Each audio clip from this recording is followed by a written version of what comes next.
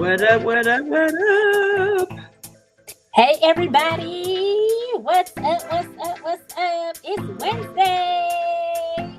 You know what that means, right? It's time for another episode of Hips and Heels with your girls, Coach Terri and Dani. Welcome to the show. What's up, Terri? What's up? It's these weeks go by so freaking fast. I swear They do, we and just then here. our show goes by faster than the weeks. Let's get that straight, okay? Man. So how about season 2, episode 6 today? Right. Isn't that crazy? Like, we're already on episode 6. Yeah. Crazy. Like, I'm just like, oh my gosh. Yeah. And we only have, 10 to 12 episodes per season. Like, this season is about to be over. Yeah. And, it was like, when we just started. We just started. Just getting started, right? But I'm excited. The show is growing. We've got some changes coming up soon, so I'm excited about that too. I don't know if we should announce it now or wait or what. I don't know what you want to do. I don't know. I'm trying to make sure that I'm trying to still trying to share us on live. Yeah. Are we? I'm trying to make sure. Are we on Facebook? It's live. Facebook Live. Hey y'all, we live. Yep. Yes, we live. We live. Yep, we live. Good stuff. And I was just sharing the YouTube. So anyway, I don't know. I'm just excited about this. So we're going into the playoffs. We just finished the NCAA football playoff, the most boring championship game I've ever seen in my freaking life. It was horrible. Boring. Right. And so I saw this meme that said it's a picture of Kirby like bent over, and it's like, for real, Kirby, you going for fourth and you going for it on 4th and 5. And the caption, you know how parents be like, F them kids. That's what the caption on his meme said. It said, F them kids. I was like, oh my gosh. But when you think about it, like, that's literally how the game went. That's literally just how it was. Like, he literally, it was almost like he was scrimmaging a high school team. Like, it was so bad. Yeah. So the selection committee is gonna have to do better. It's so easy for your record to be 10-0, 13-0, whatever, however many games are when you're and the conference is weak, right? Yes. And so, I'm sorry to the Big 12 and the Big 10, but the SEC is just a total domination. And so what happens is when, like let's say I'm here in Lexington, let's say Kentucky, for instance. So we play at least 3 or 4 top 25 teams, right?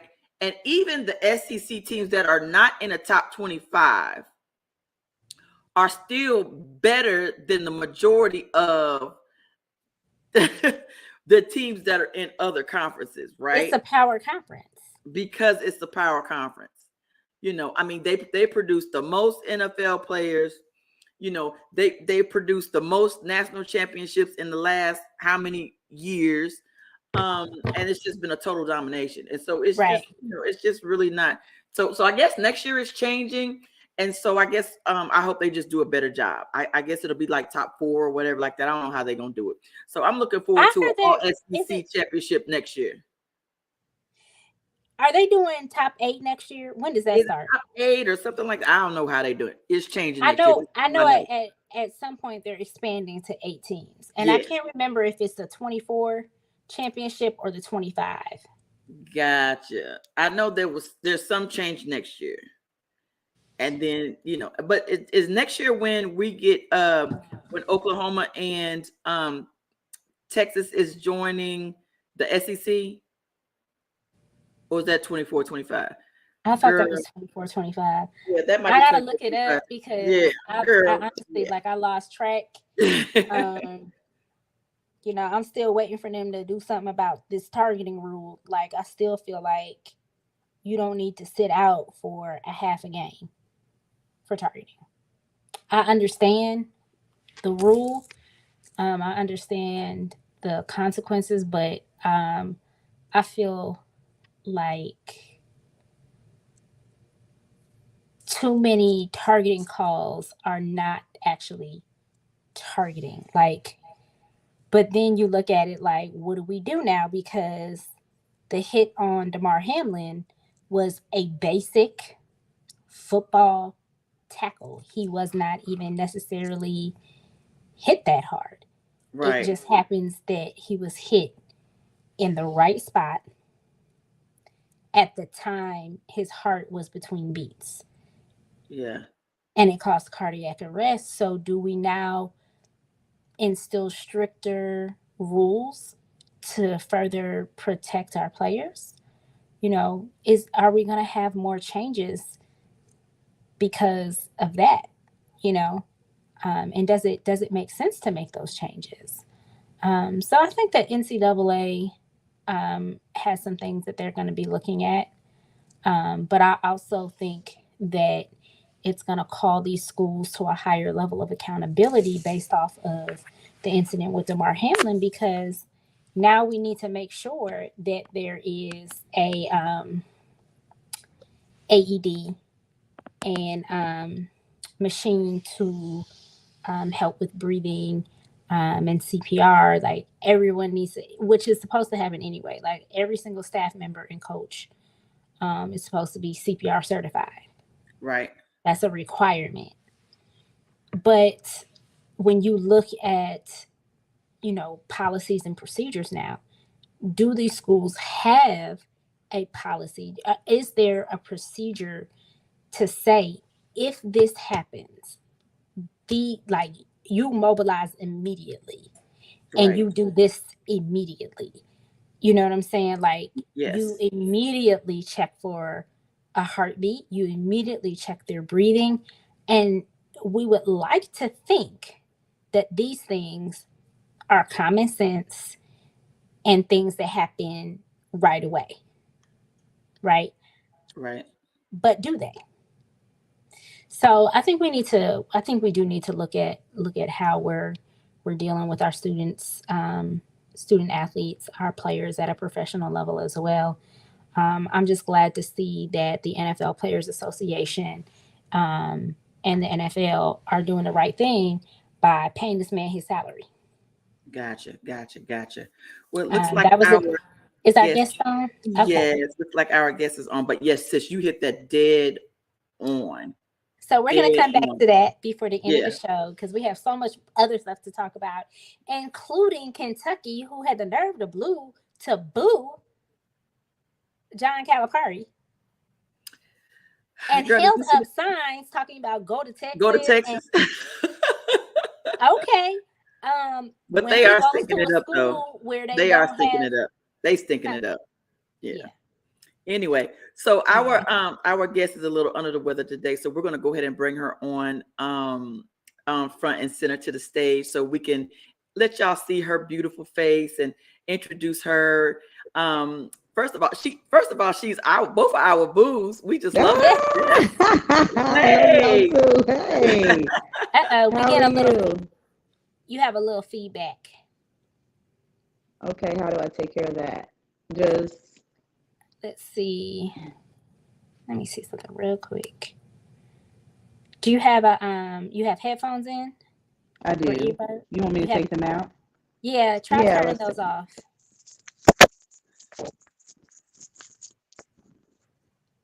Better? Nope. Better? Let's see. Hold Is on, your hold blue? on, hold on. Okay. Gotcha. Anyway, so in everybody, we're bringing to the stage Coach Christina Coleman. So we both have a connection with her. She coached my daughter in track at Bryan Station High School, and then from there she elevated herself as a volleyball coach, winning regionals and all that type of stuff. Then she upgraded and went to the college level, right? So when she went to the college level, she was winning championship stuff. But I'm gonna let y'all let her tell you all that when we get all her audio together and stuff like that. But she is now the head coach at Simmons College, which is an HBCU out of Louisville, and she is the first volleyball coach. So this is going to be their, I guess this fall, whenever they start, is going to be their inaugural season. Now the college, how long has Simmons College been around, sis? Oh gosh, Oh, it's wow. been around for a while, but I know that they've used some land grant money and funding to like renovate their entire campus and rebuild a lot of stuff and add a lot of things like their athletic facilities and things like that.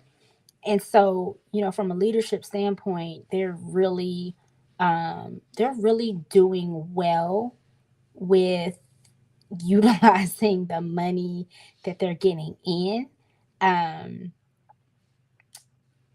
I just like, it's amazing to see their growth, and it really didn't take them long to go from where they were to where they are now. And adding athletics, I mean, that's a huge undertaking. You know, so it was founded in 1879. It is the nation's 107th HBCU and accredited by the Association for Biblical Higher Education. So it is a Christian-based or faith-based. How do you want faith-based, faith-based, faith-based, but a Christian institution. Christian. Located in Louisville. And their current president is Dr. Kevin Crosby. Cosby, or is I it think Cosby? Yes, it's Cosby. Because he's the pastor of St. Stephen's, right? Yes. Okay. Yep. So I think they have about 300 students? Let me see here. Yep. Population of 300. And then they have that's not a lot. No, they're a very small college. And it says they actually have a graduate population, which I did not know that they had graduate school. Okay. There. It's the home of the Falcons, which is their mascot. What else? Well, I'm just excited that, Christina gets the Coach Coleman. I don't even know what she wants to be called. Coach. Yeah, let's bring her back on. So we can hear her. Hold on for 1 second. Here we go. All right. That's it. Yeah. Now we cooking with fish grease. What's up, beautiful? Hi, baby. How are you? Good. How are you? Good. We're not gonna hold you long. No, that's okay. I just didn't want to be on here coughing and, I think I got a little sick running around with these boys over the weekend. So it's okay. It's not anything bad. I just didn't want to be, incoherent. Well, listen. Definitely. Welcome to the show. How you all doing? How y'all doing? It's always a treat for me anytime I can see them beautiful smiles, especially you, Terry. Hey, well, I miss standing with you in the sidelines. Hopefully I get invited over there to finish out. See our boy get on and get out there and do his thing. Absolutely. That's not the end of it. Yeah, this was his first week. I ain't heard from him all week. He accidentally FaceTimed me one time. I said, dang, can I get a couple more accidentally FaceTime so I can see your face? Okay. Oh man, it's gonna be rough for me too once they start heading to the other side of the hill. Oh yeah, it's gonna be rough. But listen, we're so proud of you. Thank you. Why don't you go ahead and Dani, won't you explain your position with her, your association with her from y'all's position at Kentucky State, And then Christina, go ahead and go ahead and give us your whole bio so everybody can see how great you are. Oh Because no. we can't keep up with everything that you done did and all Listen, the accolades, and I think you got like an 80% winning percentage. So Yeah. yeah. yes. So I met Christina at Kentucky State University. Mhm. It was my second or third year there. I think it was my third year there. Um, and the her predecessor left to take another opportunity, and Christina came in and continued the winning tradition. I mean, they were smashing people.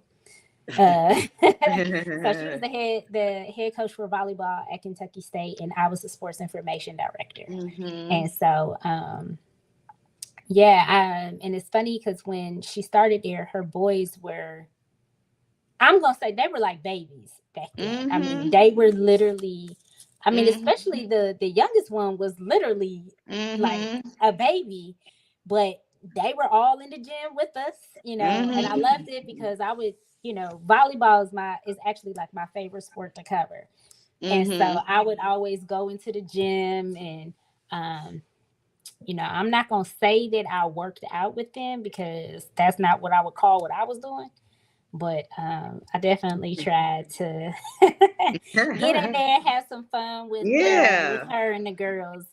Yeah. But yeah, we had a great, great, great time together. We were only together for 1 year, I think, but Mhm. um, man, it was phenomenal. I mean, she's a Mhm. great, great coach, a no nonsense coach, and so I think that that says a lot for the culture that she creates wherever she goes. And that's why wherever she goes, she has a winning tradition wherever she goes.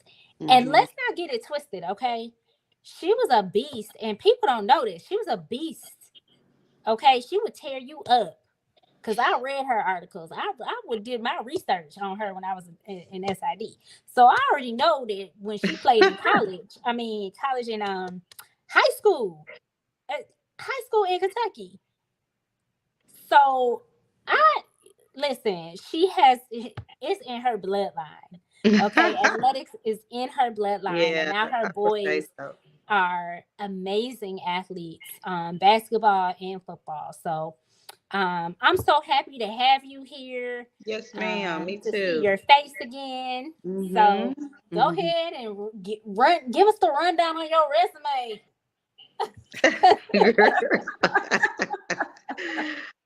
um. Well, I'll start by saying that I started out coaching very young. So I graduated from Kentucky State in 2007, and I feel like I got out head first. I got out running as soon as I, was able to walk across, and I started my path pretty young. I want to say about 25, 25 or 26. I started my path. And I originally started out coaching club volleyball in Lexington, as well as track and field um, in the area as well. I I started out with the volleyball portion. Like I said, just coaching club. They selected me to be a head coach for like I want to say 14s team. And that's really where I learned from some of the older guys and some of the people that were around. They kind of like took me under their wing to show me the game and stuff like that, and show me how to, do what I needed to do, and just kind of gave me some tips and some keys on how to, run the practices and things like that. And so after maybe about a year of club, um, I was in like several different counties. I started out, people don't really know, I started out at the middle school, Georgetown Middle School in Georgetown, Kentucky. And so there was a lady there. I still remember to this day. She had a lot of she took a lot of pride in me, and she kind of gave me the encouragement, the motivation that I need as a young pup, coming out trying to get in the game. She's like, man, you're gonna be really, really good. So, you don't really know your potential, when you just first start and you still trying to find your way and things like that. You think you know what you're doing, but then, you get baptized early in the game once you start dealing with people's children. You know what I Oh, mean? Like, absolutely, yes. you get baptized quickly because then you learn how to deal with, parents and different things like that, and the girls. And I was really, really, really, really tough starting out in this coaching thing. And I think I've learned a lot over the years. And I've been doing this, I want to say I say about 15 years. The time is going by so fast, so rapidly. Because, Coach, you just celebrated your 40th birthday this past week. Happy Yeah. belated. Happy birthday. Girl, I can't believe it. I cannot believe it. But so yeah, I started out at the middle school, and then I took an assistant job over at Scott County High School, and then moved up the ropes. I got my first head coaching job was at Bryan Station High School. Did really well there. And that's where I too learned, the to-dos and the not to-dos very, very quickly. I mean, because it can get tough. Again, you coming in and, you want to be tough, and you want to create a solid foundation, your vision, your philosophy. But I've learned over the years that, your vision and your philosophy, but, it's difficult to get people to buy in, to what you believe, because they don't know you yet. They don't trust you. You're just coming, and you're just, fresh out. And, they were looking at too. Like I said, I started at about 24, 25. They were looking at too my age, because I mean, if you think about it, if you have a senior in high school, they're literally like 4 or 5 years younger Yeah. than you. So they're like, what is this girl coming in here, talking about? Is she trying to hurt our kids, or is she trying to tell our baby girls, to do the wrong thing? And so that's where I kind of gained a lot of knowledge from that experience in itself.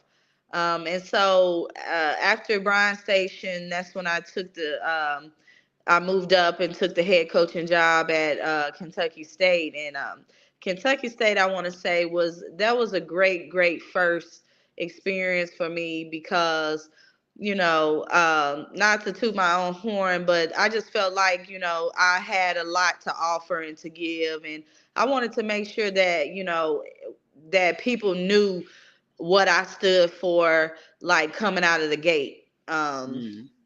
I just feel like this, like you said in the introduction, that athletics is really truly what maybe a God given gift. A lot of people don't know that my mom, she was a big she was a big sport fan. And I mean, like, sports in our house was a must, because she was going to be watching it. I mean, like, I'm talking about football, basketball, baseball, every sport was on going to be on a channel, or we going to be at somebody's game, and knowing, I mean, we knew the players, she knows their stats. And so, I have a long history of competing and being around it, and just going hard for the athletic field in itself. And so Kentucky State was kind of it was kind of it was kind of difficult for me at first, because um, the like you said, the predecessor that was before me, I came into a kind of a difficult situation where the coach left, and took the players with her to a Division I school, and I got kind of like stuck with what I call. Uh-oh, where did the feedback come from? I'm not sure. It came on when you came on, Dani. Okay, hold on.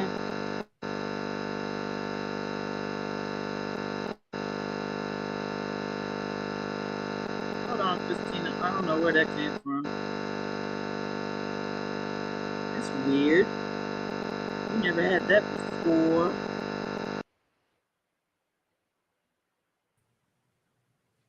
Okay, hold on. Let me try to add her back to the stream. It looks like her device may be giving a little feedback, so let's see if that fixed it. Ah. Okay. Okay. So we just had to mute her for a second, but Christina, if you can hear us, is there oh it's something with your audio. Can you hear Yeah, us? I don't know. We just See, I don't think she can hear us.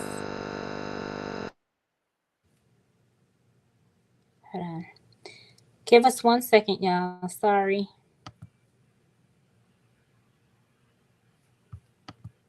well, this is the only thing about technology is the technical difficulties that may occur because she was just in the middle of just telling her story, and it golly, I love how she was talking about just her background from her family.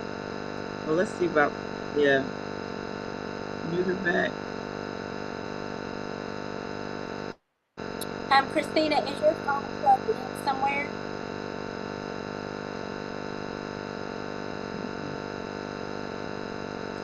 I don't understand why it was working at first, and then all of a sudden, and then This all of a sudden it yeah. went.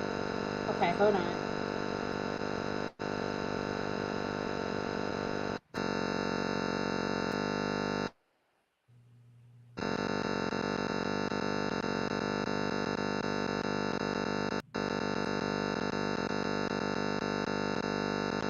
Okay, hold on. Okay, something with her audio. So, what we are going to do is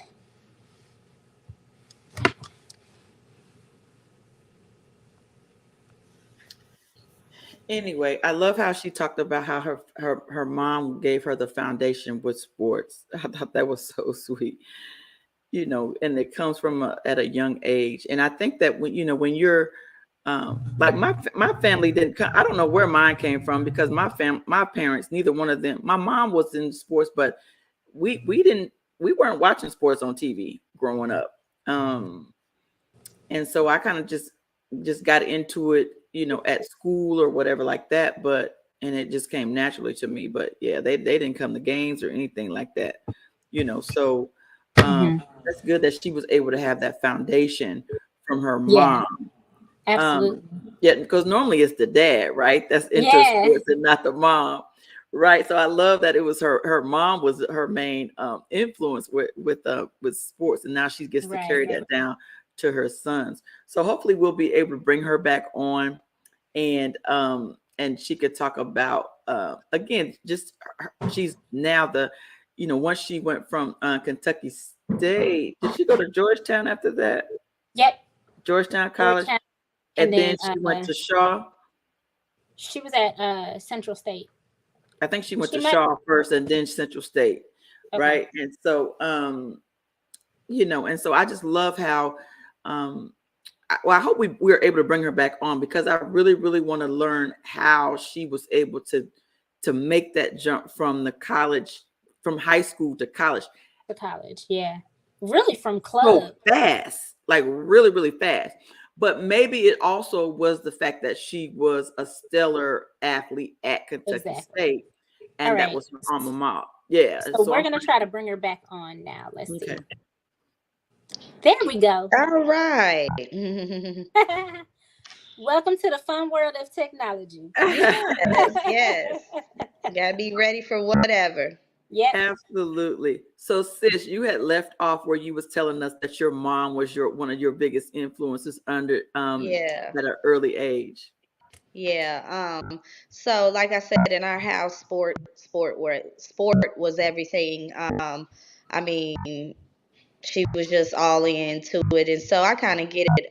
I kind of get it honest, to tell you the truth. But like I said, they I started out really young, and I just think that over the years, those experiences that I had in the beginning really taught me how to uh, adjust, make adjustments and change, and things that I was doing when I was young that doesn't necessarily work when you get older and a little bit more seasoned. Um, Again, I mean, like, it was rough starting out, young coaches, because people, they want to really test you, and they want to, see how far they can take and how they can gravitate. But I'm just thankful to God that I was able to hang in and, keep going. And I've had some big adversities that kind of would take anybody out and would break anybody, but I kind of kept going. I've had times where I felt like, just be done, just hang it up, because it's so hard trying to overcome those obstacles that are put in front of you, by, I guess, that comes with the territory with success. And so I just have been able to kind of just hang in.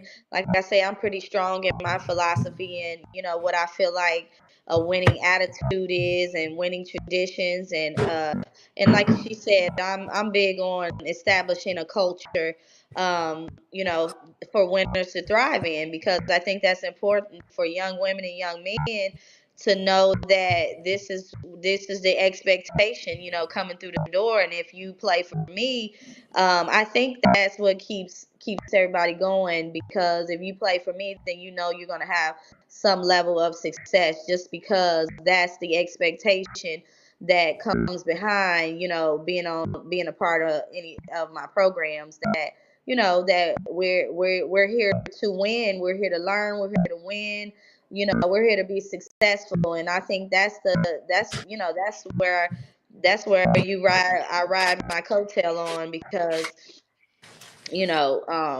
just kind of just laying that foundation that if you play for me, this is going to be your expectation, and kind of just tweaking things along the way, and kind of making it fun, making it an atmosphere that people want to be in and want to thrive in.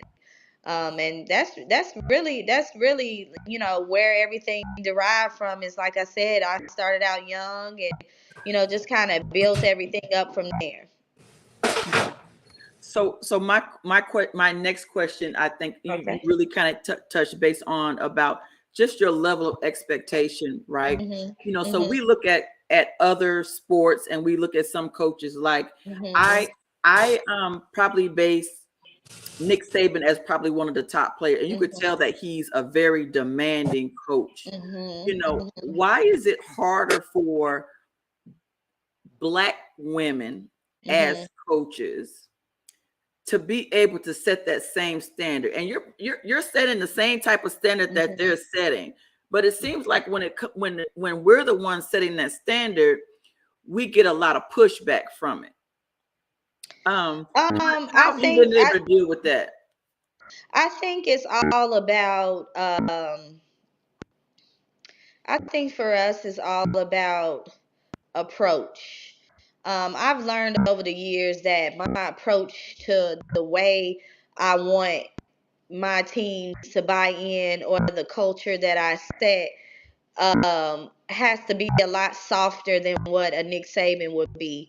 And also, too, if you're coaching, the difference between coaching female and male sports, it makes a big difference, because girls are a little bit more softer, so they have to be softer tone. They're a little bit more emotional, and so we don't get as many chances as the African American woman to kind of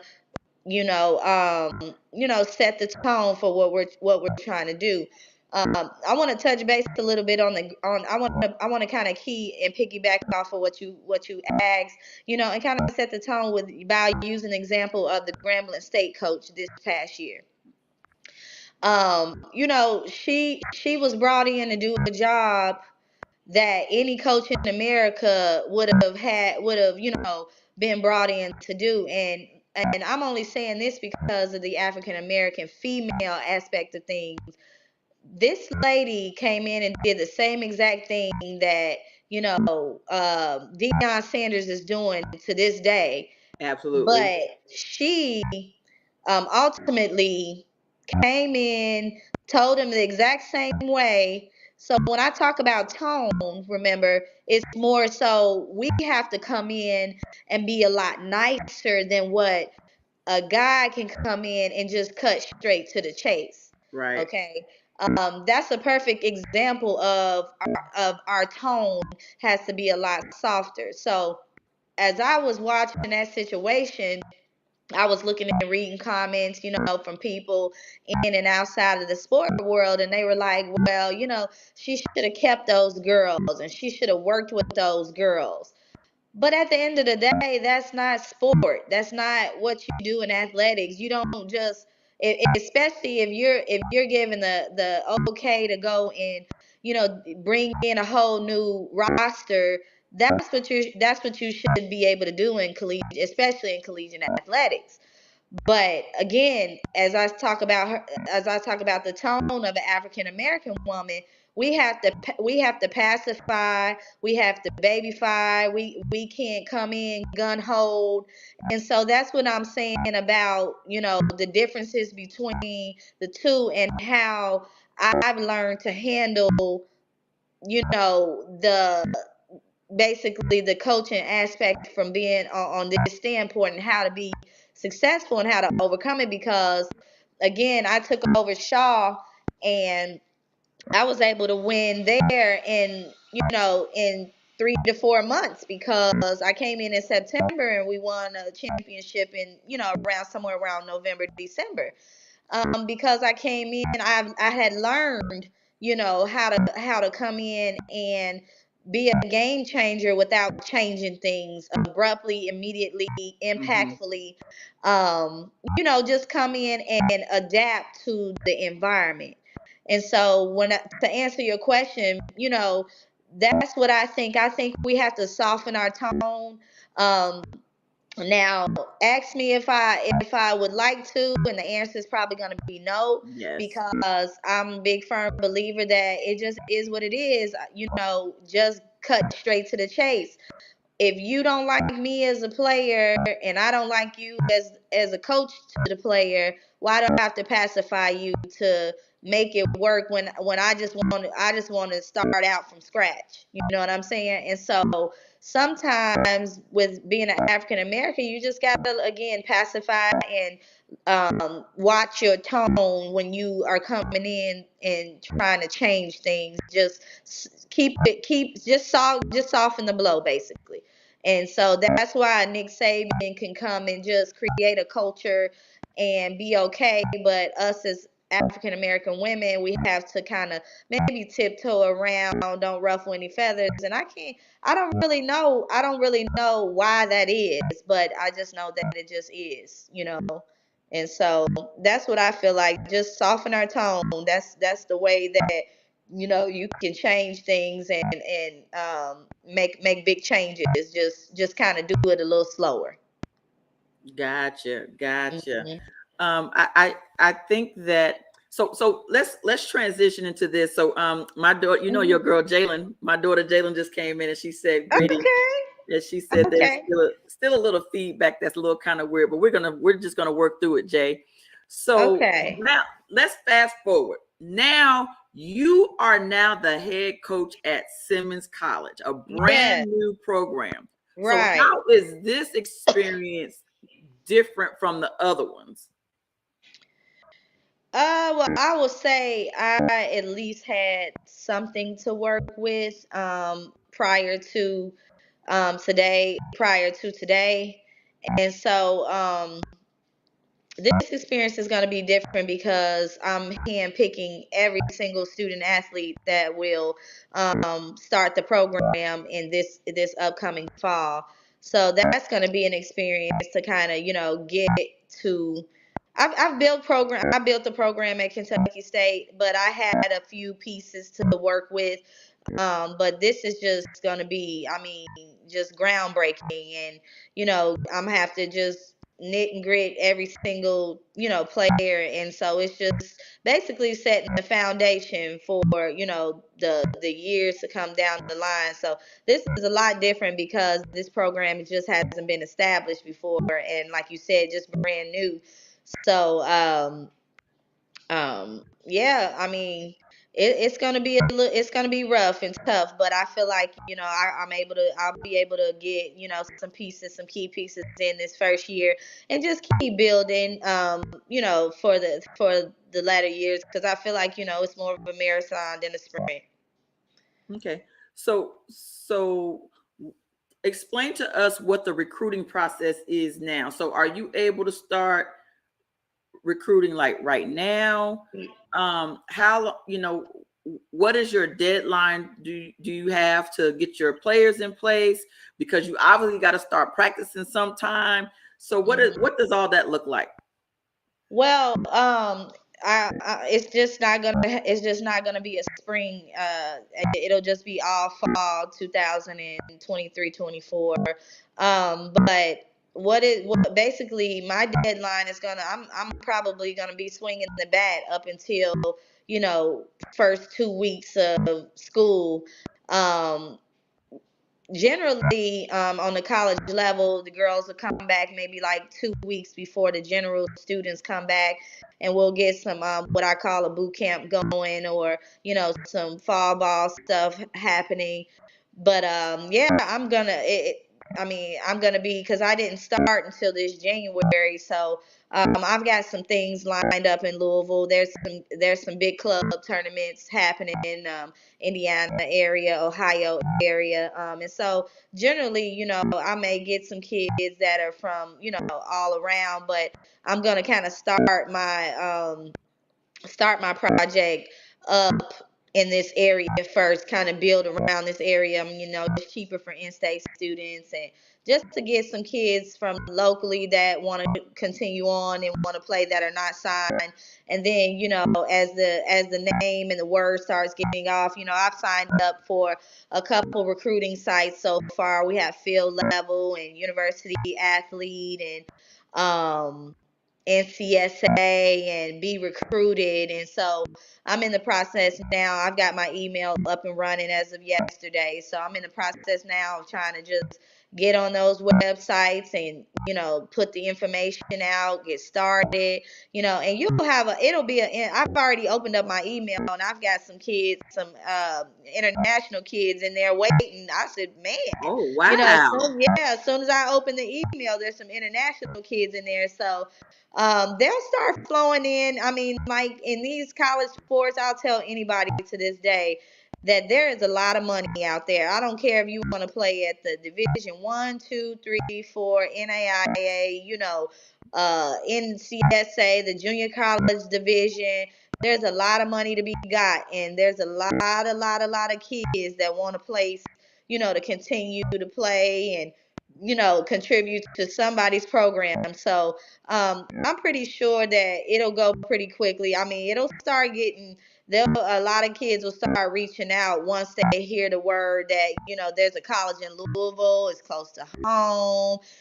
Some of them are trying to debate whether they want to continue through college or they want to stop, and, whatever that opportunity. So we're going to try to gather and package up, these girls, and give them the opportunity to continue on and to move forward.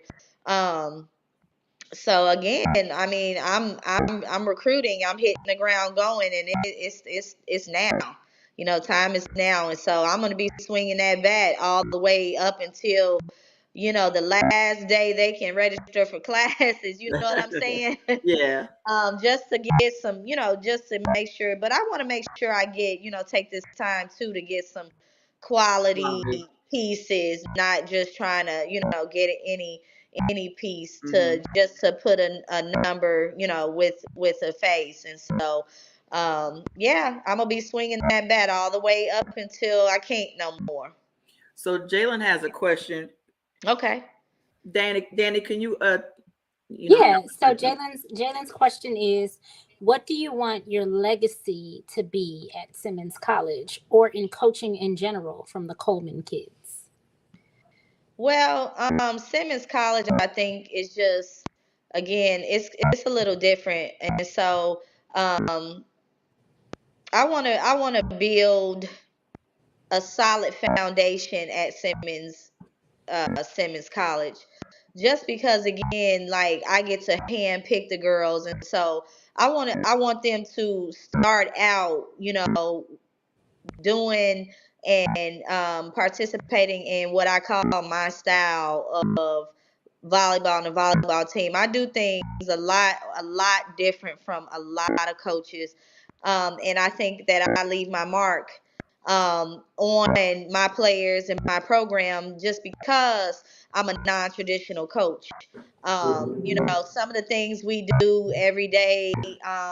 We listen to music. We do a lot of things. I remember one time, we pre-gamed at the nail salon. I'm a big believer in making them feel good, making it fun, a fun, loving atmosphere, but then setting that tone that we're gonna still work hard and we're gonna, do what we need to do to make it our own. You know what I'm saying? And so there's a lot of little different things that I do. Differently from a lot of coaches. Like, I'll tell you, a big recruiting tip for me is, and I've learned this from, some Division I programs. Well, one Division I program in particular, but like Mother's Day, Father's Day, I'm a big person on. I'm reaching out to those mothers and those fathers. They're getting a card. They're getting something from me. They're hearing from us. I do all the little stuff that other people don't do, and that's, how I leave my mark, because it's like, wow, this lady in this program really cares about us. Yeah. Because she's reaching out, and we get Mother's Day cards in the mail, or we're getting Father's Day cards in the mail. And so, different little things we do. Some of the you know, birthdays. We go around the dorms. We decorate, doors and things like that. We dress different. I bring a lot of different styles to the way we, have our stuff. Keep it cheap, keep it inexpensive, but Yeah. like I said, I've implemented a lot of things in the program that a lot of people don't do, just to make it a lot different and set the tone for, the girls in the programs. Yeah, that's awesome. So talk about um what it what kind of advice you would give to a young coach or an aspiring coach Hmm. um in athletics overall, specifically women of color who are interested in coaching. Um what advice do you have for uh for them, and um as they make this journey to their Hmm. coaching career? The biggest thing that I pride myself in, when I would say, is just be a people person. Kind of be understanding, and learn, take the time to learn, and love your players. And I feel like, they will do anything you ask them to do. My thing is, learn from different people. Don't come in with a philosophy or a coaching style because it's what you did when you were in high school, or it's what your coach did. Learn how to deal with people, and learn what the new age athletes like. um I think that, again, being, making things different for yourself, not doing the same old things, and then learning from, your mistakes, learning from the good things that you do, and make adjustments. And I would say, listen to your athletes. Mm. Listen to your athletes, because they're not going to tell you a lie. They're going to tell you exactly what they want from you. And I think that you have to put your style with what your players are saying that they need from you. Because at the end of the day, it's like being a parent. What you ask your children, what do you need from me? Mm-hmm. And have an open line of communication, and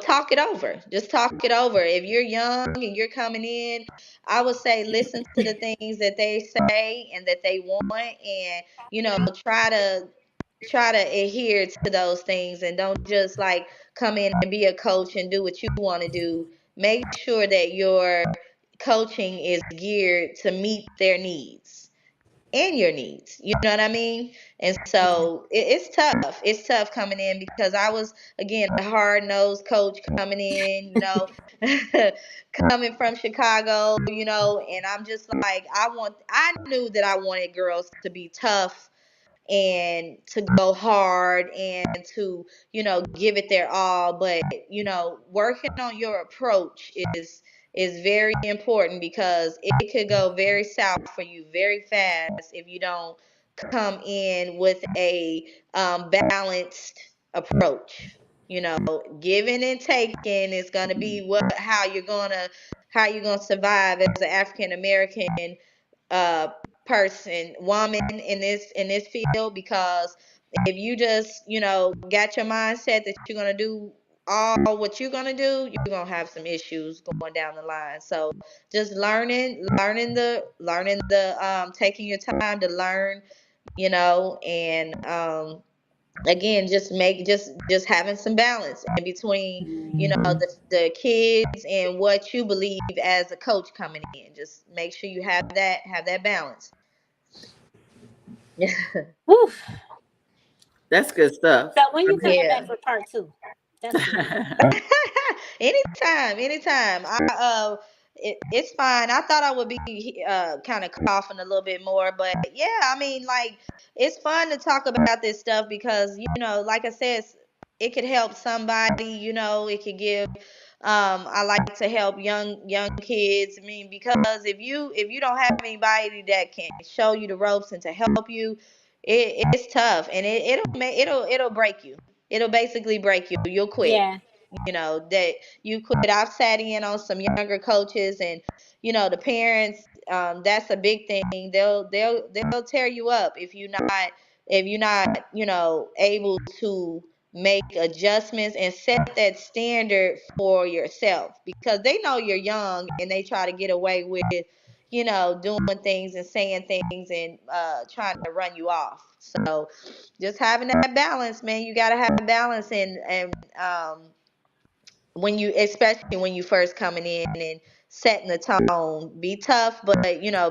give a little bit of rope, so that they feel like, okay, this can work. I mean, and at the end of the day, people don't understand coaching is like a relationship. Basically, you're in a relationship. Absolutely. So it's Absolutely. giving and taking. It can't all just be Coach Coleman and what she wants and how she wants it.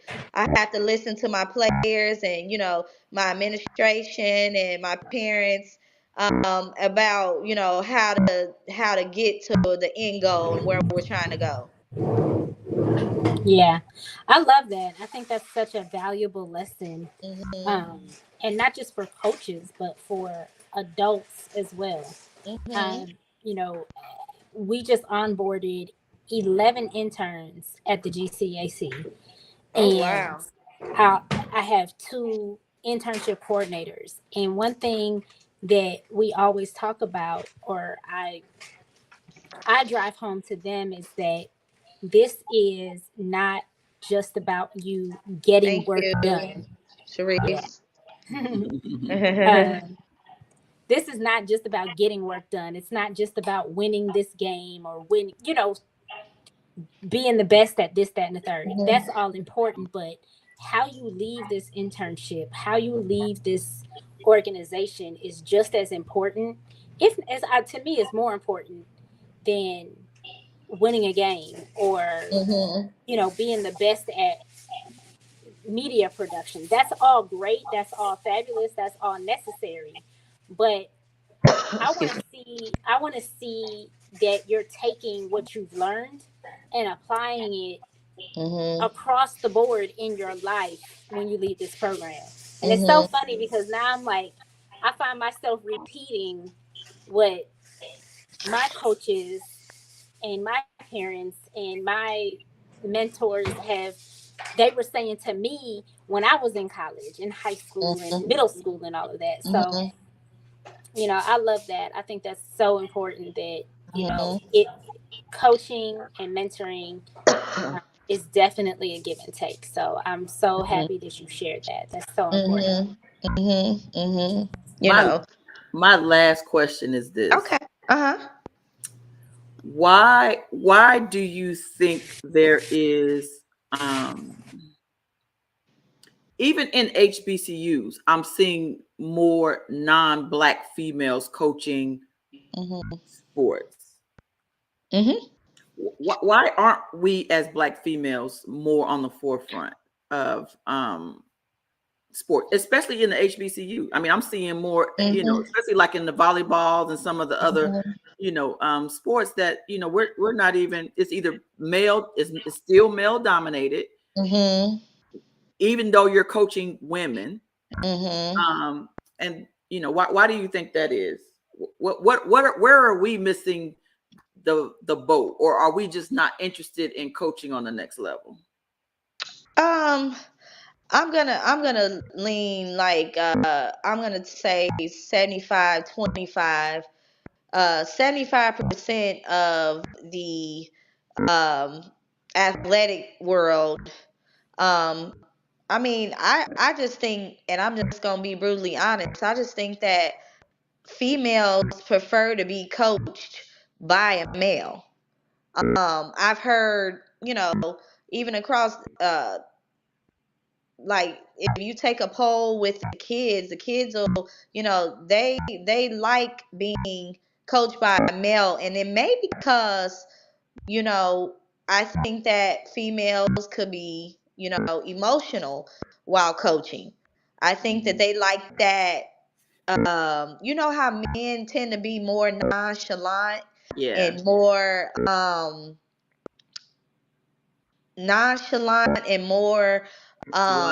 lot more logical, I guess. They're not yeah, yeah, maybe not so as emotional. emotional when it comes to, being able to talk to, like their dad, or moms are moms and women are women. And so they like dealing with the non emotional coach. Yeah, And I think absolutely. men tend to be more laid back, uh, less direct. Um, Women know a woman, and I think again the male piece that I tend to see is that males don't care about certain things that a female may care about.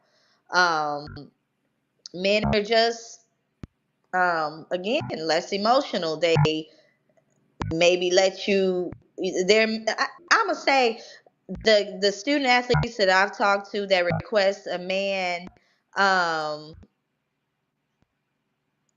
I think it's more of a feel of dominant leadership they get from a male. Okay. That could be true. I think too, just from the kids that I've spoken to, and again, I think that they just prefer to deal with the opposite sex just because, like, again, the emotional disattachment. Like, Yeah. they don't want to have to, I don't know. I think some male coaches have a different approach. Now, I will say, um, like you said, it could be a thing where not a lot of African American women. And I'm gonna be 100% honest with you. That's why I pursued volleyball, because I feel like basketball was my first love. Um, Great basketball player. I've been around some of the top in the world, NBA, WNBA. Played with a lot of them, and I felt the need for volleyball was that it wasn't a lot of African American coaches here.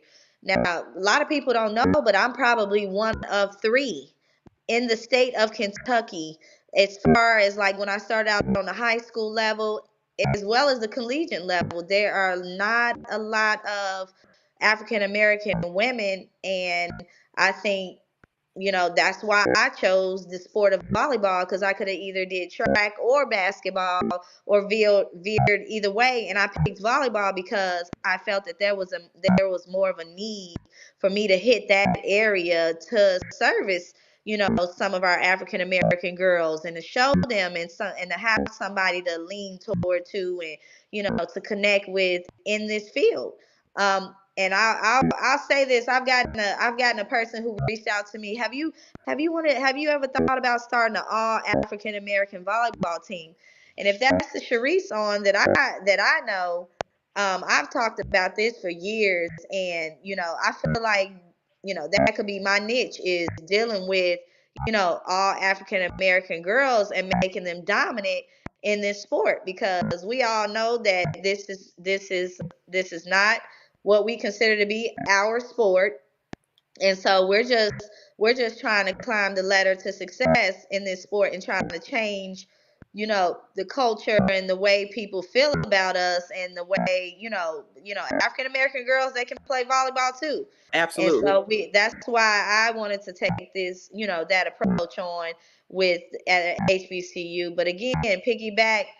Oh yeah, okay, it is my Sharice. So we've talked about that for years to come. But I think again, yep, there's not a lot of women, so that's why I said 75-25, and I think it's still male dominated, because I've heard athletes say they would rather have a male coach.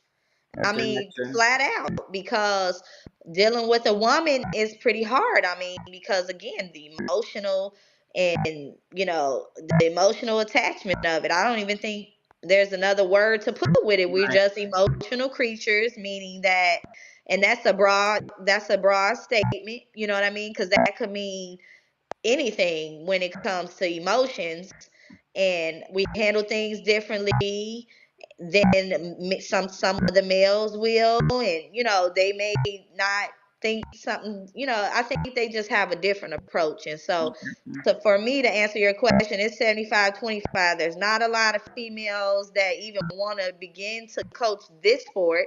And and then like I said, the HBCU realm, it's beginning to be a dying breed, because our our white males are taking over, and then you have a couple of white females that are still coaching in the game. But that's brought on by the girls in the that's brought on by the girls in the sport, that they would rather play for a male.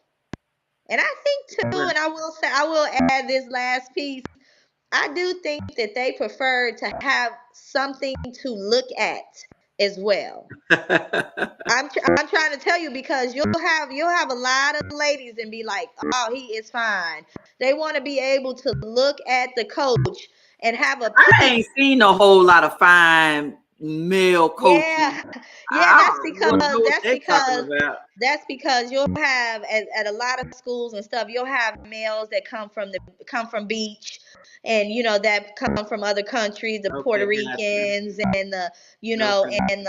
the different nationalities. And so yeah, I mean, you're not gonna get an old guy, and girls is gonna, but they like to look at the. I'm telling you, like, Right. I've heard this even on a Division 1 level.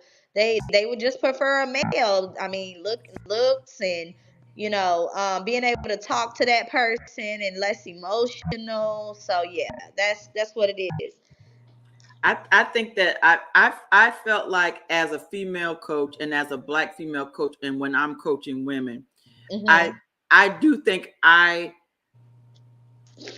had to learn, like you said, I had to learn, and I had to make adjustments, because in my mind, I was like, as a black, I just know how hard it is for us, period.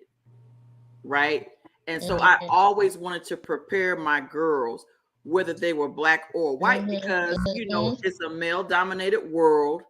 And so, there was just certain things that I wanted to do to instill in them in order to prepare them.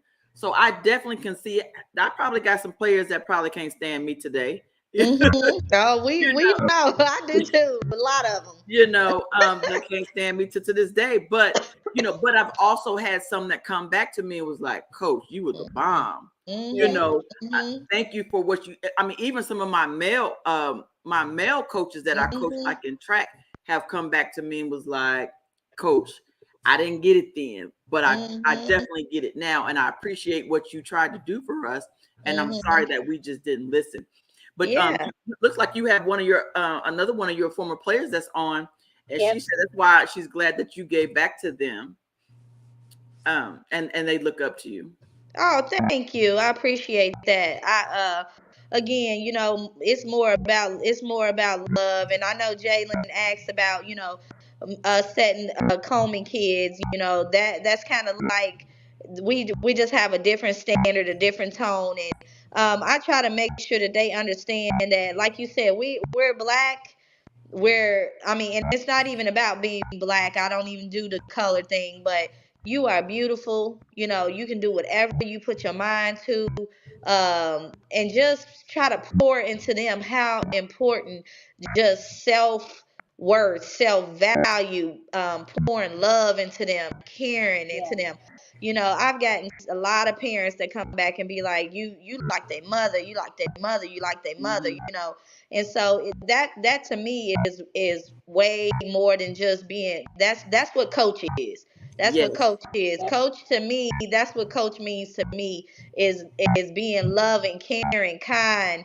I can be a little rough sometimes, but for the most part, it's just instilling that type of love filled atmosphere, as well as the other side of it. You know what I'm saying? Yep. Um, you want to be Sharice able to. Sharice says that you Mhm. always had the go getter Coach mentality Coleman. and being successful ever since elementary school. So Yeah, yeah. Like I said, I think for me, it's just the way God made me. I mean, there's no really other way to put it. I just kind of know I'm a very just straightforward person. I mean, everybody that knows me probably would know that. It's just I kind of know what I want and where I want to go, and then I just stick to it. I think that's the way God made me. You know, and so it's not gonna be any faking it, because it's just I'm just who I I mean, and it is just what it is, right? am. I'm Uh-huh. who I am, and yeah. we just who we are, and so yeah, so it's just kind of like that. Even since I've been in the football coaching arena, just having to change Yes. my philosophy. Of Yeah. course, it's easy to learn from my husband because he's so laid back, like you Mhm. said, and one minute, Mhm. but he's still very rigid, very Mhm. very strict, but he's always, but then he'll turn around and make a joke about something, and then everybody will be Mhm. rolling on the floor Mhm. laughing, right? But he Mhm. really does a great job of having a way to get the kids to play for him. Yes. And I definitely saw that as a difference. He really What wants them to play for him, and not necessarily just play because they just want to play. again I love again that. is love.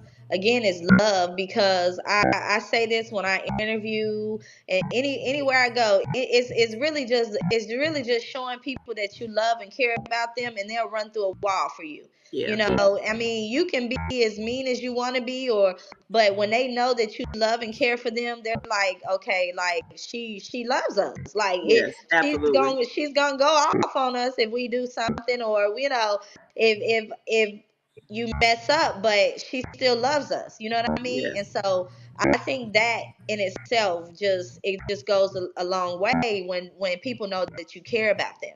You know what I'm saying? And so I think your husband as well does a great job of making sure those kids are taken care of, Hmm. talking to them and talking to their parents and trying to nurture them. It's not all about X's and O's all the time. It's about building relationships, Relationship. right?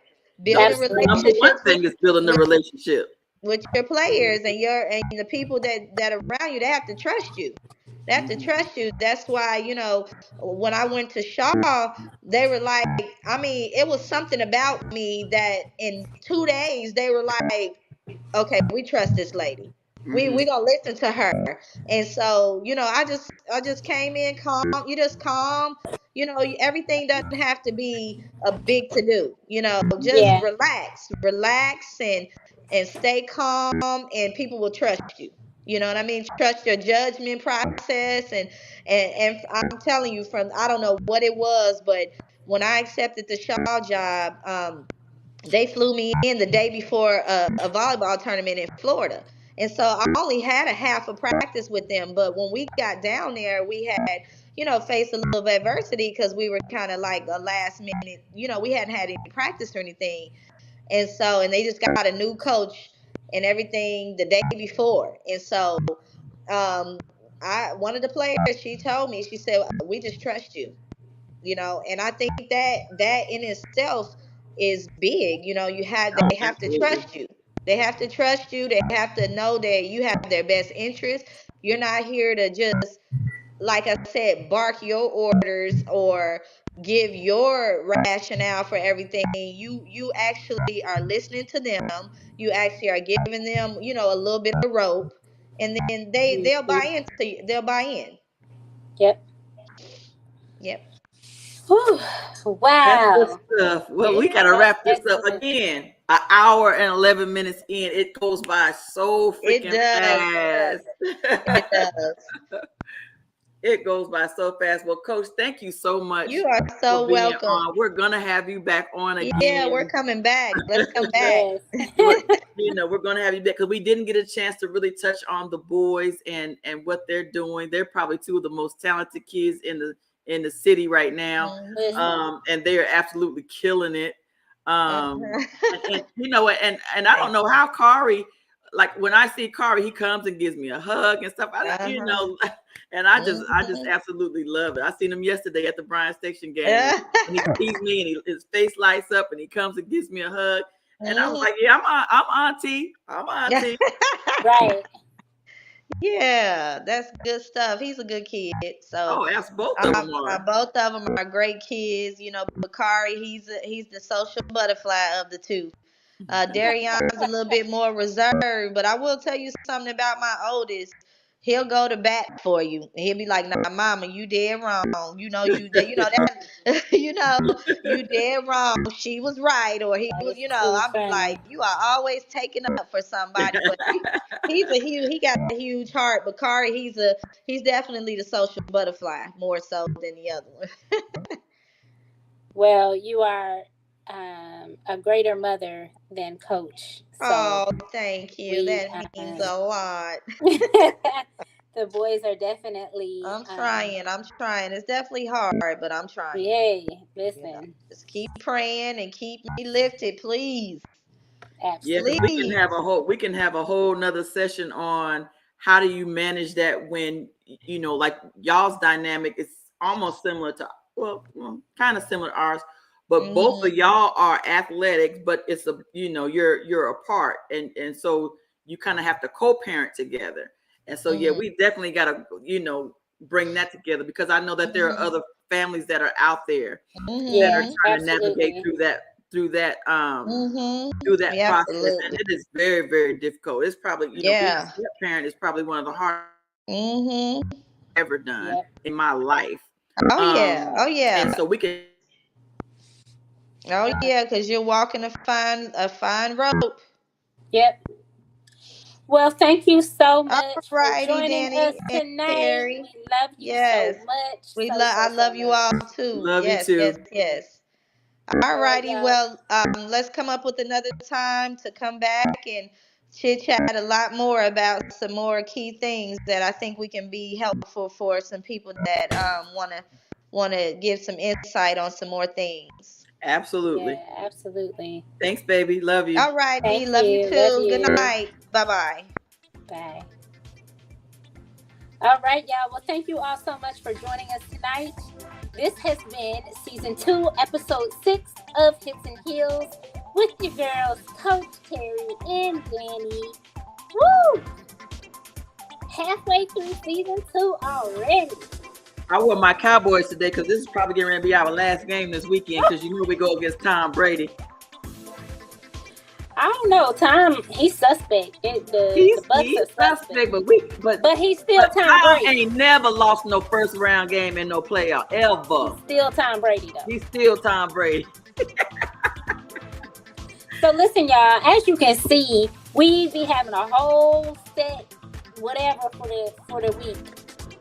But this is why we're chopping away at these seasons, and we're so excited to have the guests that we have. Please make sure that you head over to YouTube, subscribe to our channel, youtube.com, @Hits and Heels. We will be back next Wednesday, same time. Ooh, we got a good guest next week too. Yes, and we have a great guest next week. So make sure you tune in. Tap in with us, subscribe to our channel, like us on Facebook and Instagram. It's @Hits and Heels on everything. You can't miss us. Look for our logo. All right, y'all. We're out.